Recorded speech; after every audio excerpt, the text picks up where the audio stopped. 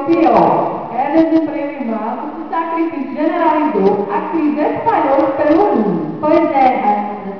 Continuamos, parece, até na era do feudalismo, pois continuamos sérios.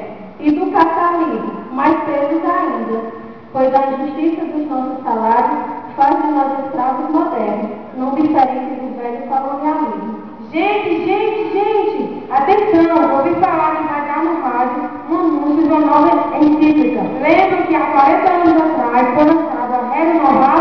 Lembramos sim. Não foi só do Leão XIII, preocupado com o sistema socialismo, capitalismo e as revoluções entre as classes? É mesmo, Raimunda. O socialismo, essa era a preocupação do Papa.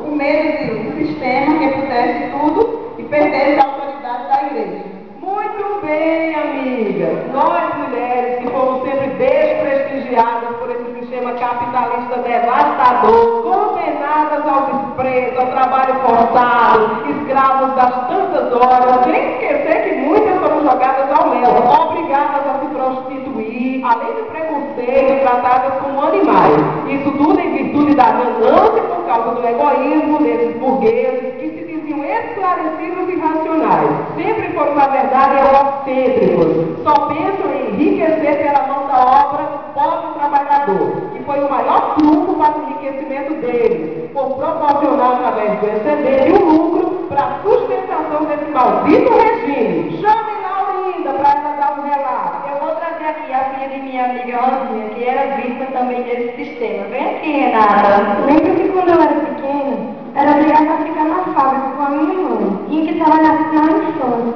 Quase perdi todos os meus sonhos de menina. Mamãe, coitada, ficava numa máquina trabalhando como um escravo para sustentar a mim e os meus 8 irmãos. Graças a Deus que agora eu posso até estudar. Eu quero ser assistente social para tentar harmonizar as classes. Eu disse, muito bem. Agora a gente viu a menina com orgulho, porque muitas vezes a mãe dela chorou perto de mim, sem ter o que dar para comer a tanto filho. Vamos ouvir o que vai sair no rádio.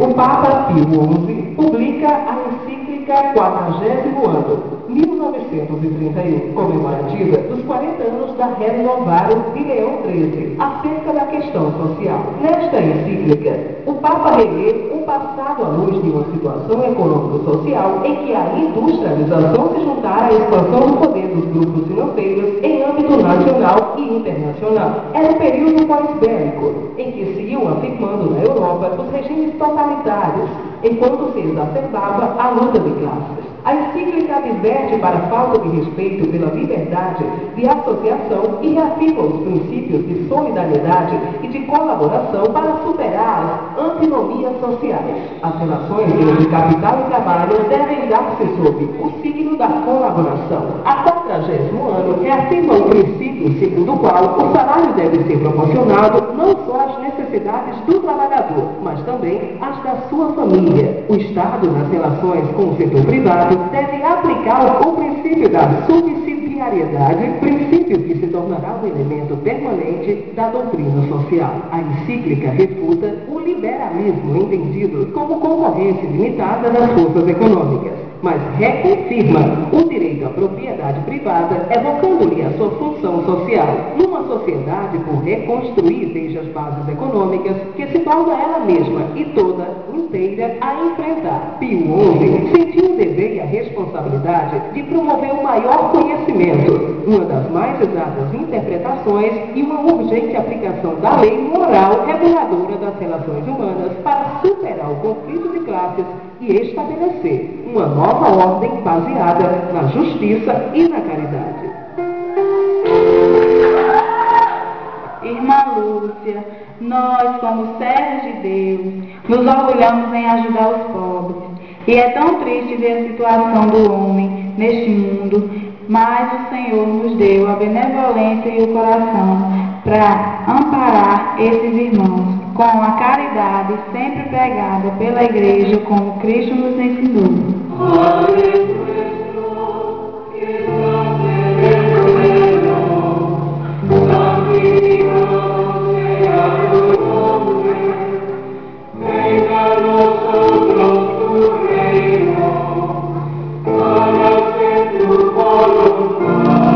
Vossa Santidade, aconteceram muitas mudanças desde que foi publicada a encíclica Rerum Novarum, que enfatiza o maior questionamento do enriquecimento do capitalismo, a questão social. Vossa Eminência, esse tempo de socialismo foi um fator preponderante para nós termos usado o nosso poder como autoridade diante do povo fiel à fé e à religião. O mundo se transformava num verdadeiro caos. De um lado, a burguesia, preocupada apenas com o seu enriquecimento próprio; do outro, os proletários, revoltados pelas suas condições de trabalho, vítimas de um regime ditador e um empobrecimento cada vez maior da referida classe. Por isso, entre duas classes, houveram tantas divergências. A nossa maior preocupação surgiu quando aqueles pensadores, Marx e Engels, que não viam na fé um caminho para a resolução do problema, conclamaram esta classe à luta, à revolução, a uma nova esperança de vida. Vossa Santidade, acha que esse socialismo poderia ter mudado realmente a condição de vida do homem trabalhador, já que prometia uma união de forças em igualdade, onde não haviam mais privilegiados e desprestigiados, apenas uma vida de sonhos? Era isso que pregava o socialismo. Vossa Eminência, talvez sim ou não, mas a Igreja não poderia ficar de fora deste tempo. Sentimos falta da época do feudalismo, em que controlávamos o pensamento do povo, sem revoltas, apenas pregando a orientação pela fé.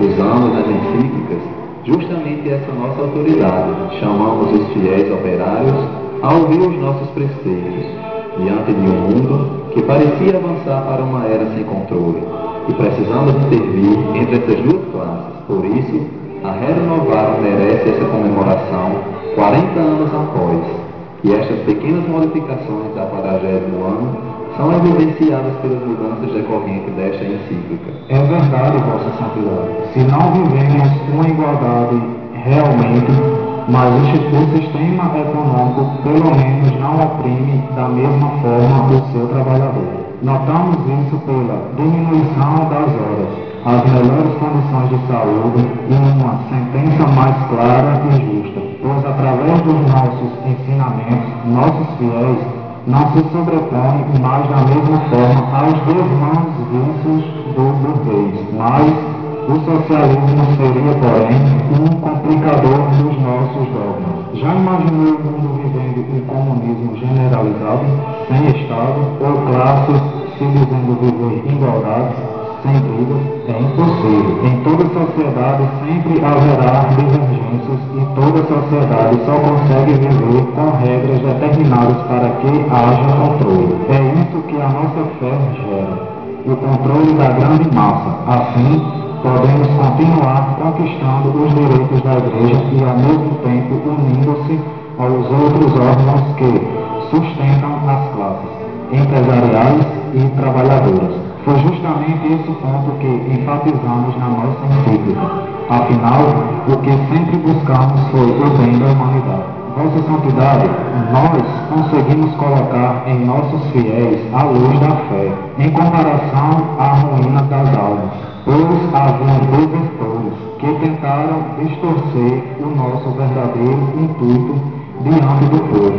Vossa Santidade, fomos nós que praticamos a caridade e mostramos aos mais abastados a importância da virtude de ajudar a quem necessita, de um novo olhar sobre a sociedade e o caminho a Deus. Hoje, Existem outras formas de economia, além do maquinário e das tecnologias avançadas neste tempo. Voltamos a abraçar uma numerosa fração da humanidade, a agricultura, fazendo com que muitos ganhem honradamente sua vida, pois a renovaram e invadiu outros campos da produção, colocando nas condições sociais as vantagens, desvantagens e vícios. Lutamos pela melhoria dos salários do proletariado.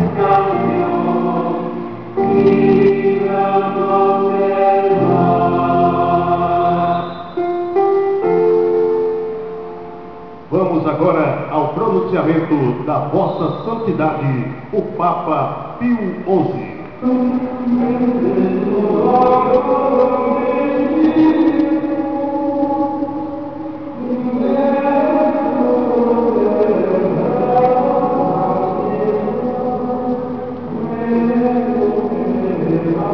Veneráveis irmãos e amados filhos, saúde e bênção apostólica. A nossa Igreja jamais deixaria que os nossos amados fiéis fossem vítimas de um regime que estava levando a um caminho desvirtuado diante dos princípios da humanidade que Deus, através de nós, sempre ensina que todos devem ser respeitados e ter direito a um salário digno para seu sustento e de sua família. Queridos fiéis, jamais deixaremos que estas classes usassem o povo de Deus para suprimir seus desejos tão explícitos e explorativos. A graça do Senhor Jesus Cristo, o amor de Deus e a comunhão do Espírito Santo seja com todos vós.